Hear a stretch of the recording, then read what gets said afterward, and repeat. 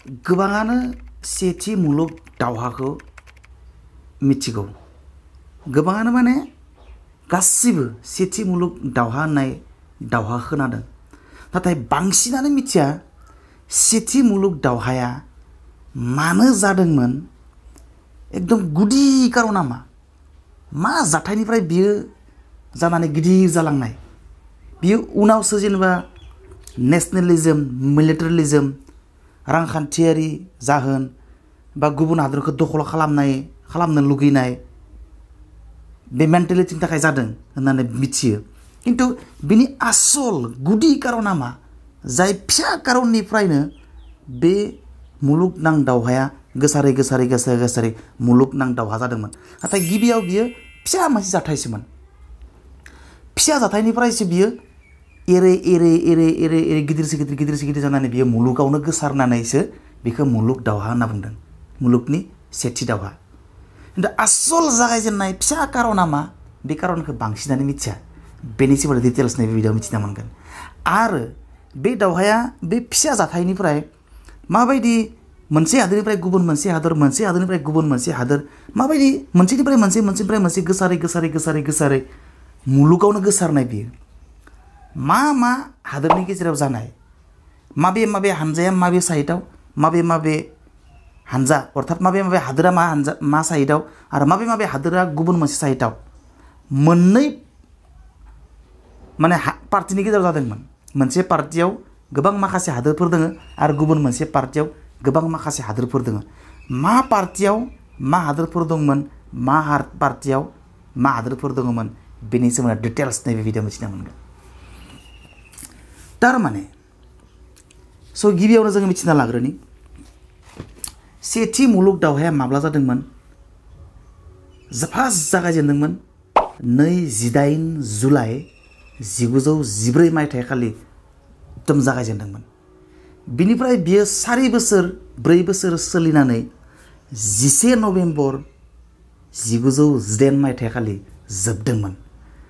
दानिया बै सेथि मुलुग दावहाया 28 जुलाइ 1914 मायथाइयाव मानो जाजेनदोंमोन मा कारना मा बेनि कारनखौ एकदम क्लियार कनसेप्ट होनो नागिरदों आङो गोबाङानो बिजाब फरायो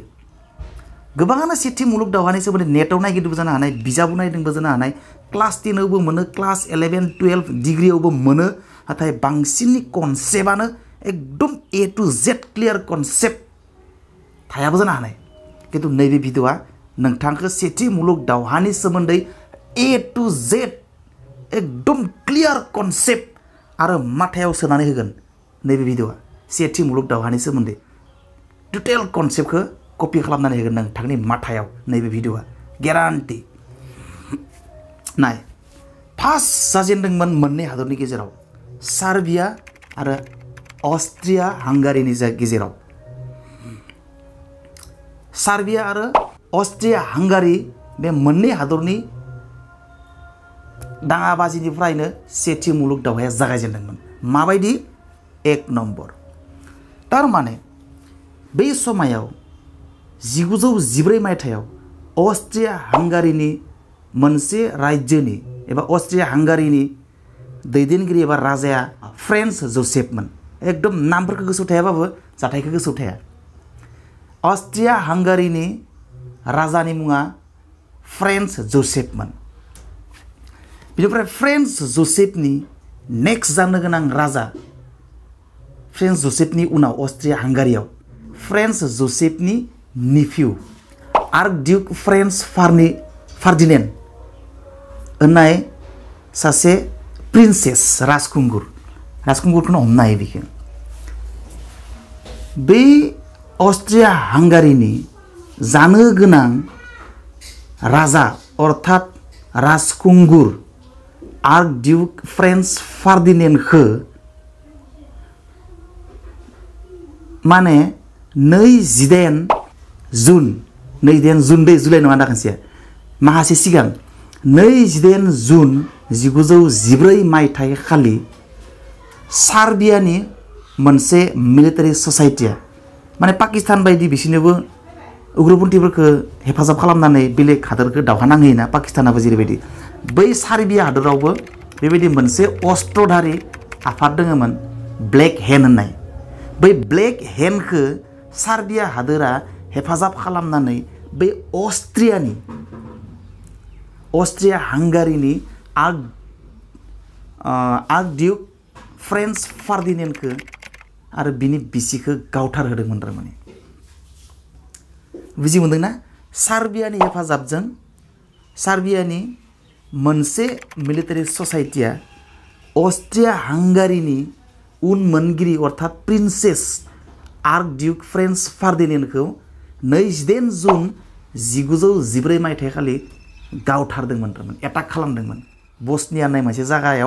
जायगायाव बे अस्ट्रिया हांगारिनि उनमोनगिरि आर्कडिउक फ्रेन्स फार्डिनेन्ड आरो बिनि बिसिखौ लामायाव एटाक खालामनानै बुथारदोंमोन थारमाने। दाथ' अस्ट्रिया हांगारिया रागा जोंबाय, आरे सार्बियाया जोंनि उनमोनगिरि राजखुंगुर आर्कडिउक फ्रेन्स फार्डिनेन्डखौ बुथारबाय। नोंसोरनि बे मिलिटारि ससाइटिया ब्लेक हेन्ड होननाय मिलिटारि ससाइटिया मोनसे टेररिस्ट बियो थारमाने, मोनसे टेररिस्ट ग्रुप बियो सार्बियानि नोंसोरनि सार्बिया हादरखौ दमहरबाय अस्ट्रिया हांगारिया जे नोंसोरनि उग्रपन्थिया टेररिस्ट ग्रुपआ जोंनि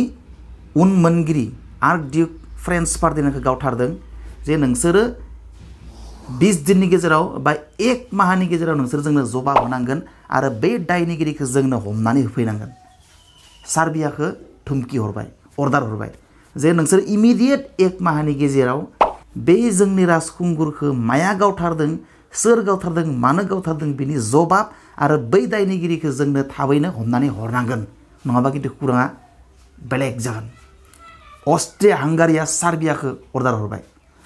सार्बियाया गुरुत्त' लायाखै, धै मा आरो बिलाय होननानै गावथारबाय आरो ओरै आरोखिनिया बारा गुरुत्त' लायाखै। अस्ट्रिया हांगारिनि बिथोनखौ अर्डारखौ बिसोरो जेबो रेसपन्स होआखैमोन सार्बियाया।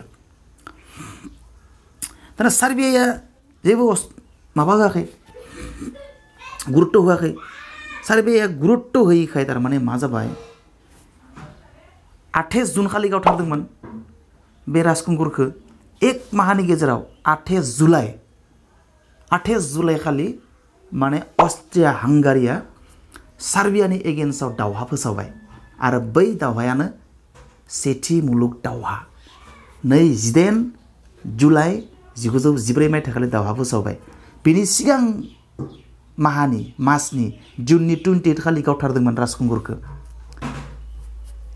दा बे खालि दावहा फोसावबाय, अस्ट्रिया हांगारिजों दावहा फोसावबाय। दाना अस्ट्रिया हांगारि आरो सार्बियाजों दावहा फोसावलायबाय। दाना बिनिफ्राय मोनसे बाथ्राखौ गोसोआव लाखि, कम्पिटिटिभ एग्जामाव कुइसन महरै फैनो हागौ बियो। बे जिथु सार्बियानि टेररिस्ट ग्रुपनि लिडारनि मुङा जाबाय गेब्रिल' प्रिन्सिपमोन। बे गेब्रिल' प्रिन्सिपानो बे अस्ट्रिया हांगारिनि आर्कडिउक फ्रेन्स फार्डिनेन्डखौ गावथारदोंमोन आरो बिनि बिसिखौ एटाक खालामनानै बुथारदोंमोन। गावथारग्रानि नामा ब्लेक हेन्डनि बियो लिडारमोन, सार्बियानि ब्लेक हेन्डनि लिडार, बिनि मुङा जाबाय गेब्रिल' प्रिन्सिप। दाना सार्बियाजों रासियाजों आको लोगो बिसोरो। सार्बियाखौ माने बिसोरो एलायन्स दोनखायोमोन जे सार्बियाखौ जुदि सोरबा एटाक खालामोबा, सोरबा एदावना लायोबा जों दोङो रासियाजों सार्बियाजों एलायन्स, माने बिसोर लोगो हादोर आरो हेफाजाब खालामलायनाय बिपदे आफदे। ओमफ्राय सार्बियानि लोगो जानानै रुसियाया गसंथिबाय, साबै अस्ट्रिया हांगारि इमान देरला खिथनाङा नोंसोरो, जों सार्बियानि लोगोआव दोङो, सार्बियाखौ जुदि मायबा खालामना लायोबा जों खिन्थु अस्ट्रिया हांगारि नोंसोरखौ गारनाय नङा। माने रासियादो सार्बियाजों लोगो जाबाय। दाना सार्बियाया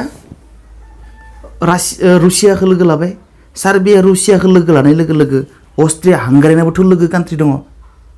एलायन्स कान्ट्रि दं, बे जाबाय जार्मान। आरो जार्माना जाबाय बै समनि most powerful country, technologically most advanced country थारमाने बियो जार्माना। दाना जार्माना बुंबाय, आरे रासियाखौ बुंहरबाय, आरे रासिया सार्बियाजों अस्ट्रिया हांगारिजों दावहा जादों, नोंहा बेयाव मानो गसंथिदों? साबै खिन्थु जोंबो अस्ट्रिया हांगारिजों दोङो, अस्ट्रिया हांगारीजों जुदि कुनु माबा मोनसे पांगा लायोबा जों किन्तु रावखौ बासायनाय नङा जों दावहाखौ नोंसोरदो नांगोन ओमफ्राय बिसोरबो अख्रा रासियाबो अख्रा आरो जागोन होनबानो जों गारा नोंसोरो मानो गेजेराव हाबफैनांगौ जों किन्तु नोंखौनो दांग्रोगोन ओरै जाबाय जार्माना रासियाजों एनिमि जालायबाय आरो नोंसोरो गुबुननि गेजेराव मानो हाबलायनांगौ होननानै बे जार्माना रागा जोंबाय आरो जार्माना रासियानि एगेन्स्टआव 1 आगस्ट खालि दावहा फोसावबाय 28 जुलाइ खालि माने दावहाया जागायजेनबाय 28 जुलाइनि सानथाम उनाव 28 29 30 31 1 आगस्ट खालि 1 आगस्ट खालि डेटफोरखौ बुंनो लाखि मायथाइफोरखौ 1 आगस्ट खालि जार्माना रासियानि एगेन्स्टआव दावहा फोसावबाय माबायदि जालांबाय थादों नाय फार्स्टआव सार्बिया आरो अस्ट्रिया हांगारी दिसोंमोन दावहाया बेनिफ्राय रासिया आरो जार्मानजों जालांबाय दाना रासिया आरो जार्मानजों दावहा फोसावलायबाय 1 तारिखआव बेनिफ्राय दानिया रासियाजों आरो फ्रान्सजों आको एलायन्स बिसोरबो लोगो कान्ट्रि रासियाजों फ्रान्सजोंबो लोगो कान्ट्रि बिसोरबो बिराद एलायन्सआव थायो दाना बेनिफ्राय जार्माना रासियाजों दावहा फोसावनाय लोगो लोगो रासियानि लोगो फ्रान्सआ जालायबाय रासिया लिंहरबाय ओइ जार्माना जोंदों जुद्ध नांनो नागिरदों 1 तारिख खालि माने जोंजों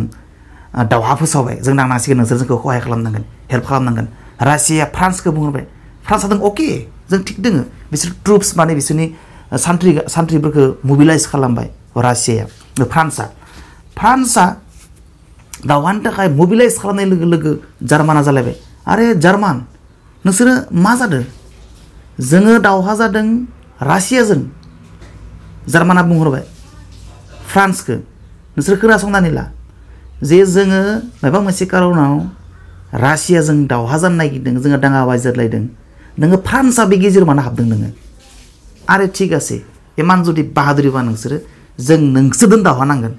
नोंसोरजों नांग्रोगोन जोङो फ्रान्सजों जाहरलायबाय जार्माना फ्रान्सजों दावहा फोसावलायबाय 3 आगस्ट खालि 3 आगस्ट खालि 1 आगस्ट खालि रासियाजों दावहा फोसावबाय जार्माना बेनिफ्राय 1 2 3 सानसेनि उनाव 3 आगस्ट खालि 3 आगस्ट खालि फ्रान्सजों दावहा फोसावबाय जार्माना माने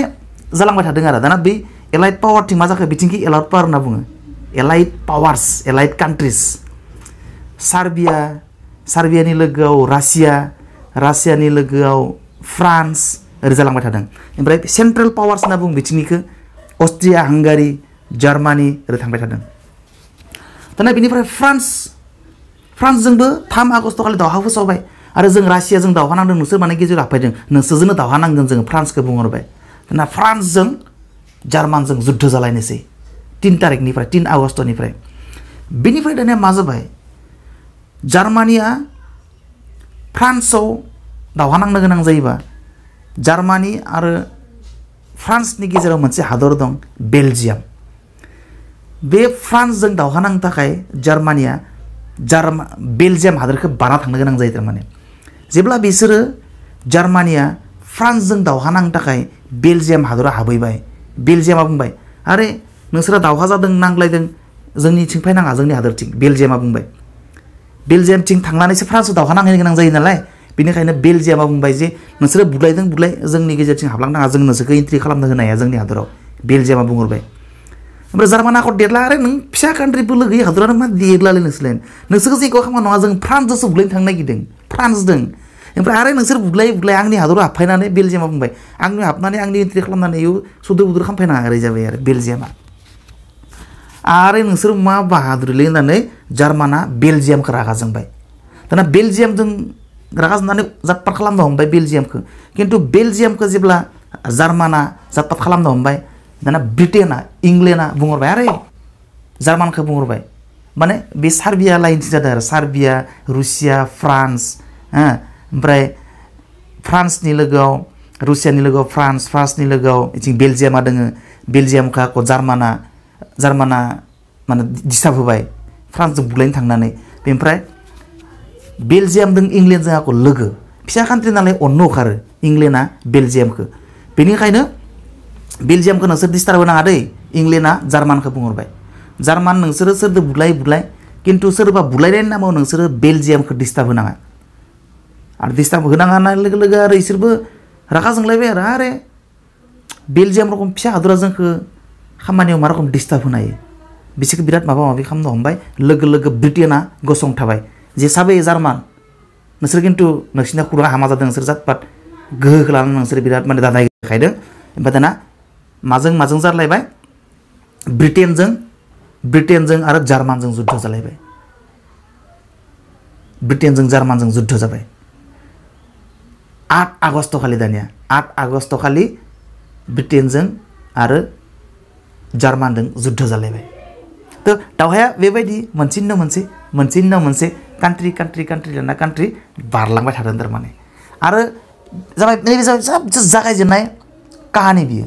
सेथि मुलुग दावहाया माबायदि फार्स्ट फिसा जाथायनिफ्राय जागायलांदोंमोन बे जाबाय बेनि सोमोन्दै बुंनाय भिडिअ सोर नोंथांमोना डिटेल्स बुजि मोनबाय जानांगौ इयुनाव आरो बेबायदि इन्टारेस्टिं भिडिअ लाना फैगोन नोंथांमोननि सेराव दिनैनि थाखाय बेखिनियानो थाबाय गोजोन्थों बाय बाय सि इउ नेक्स्ट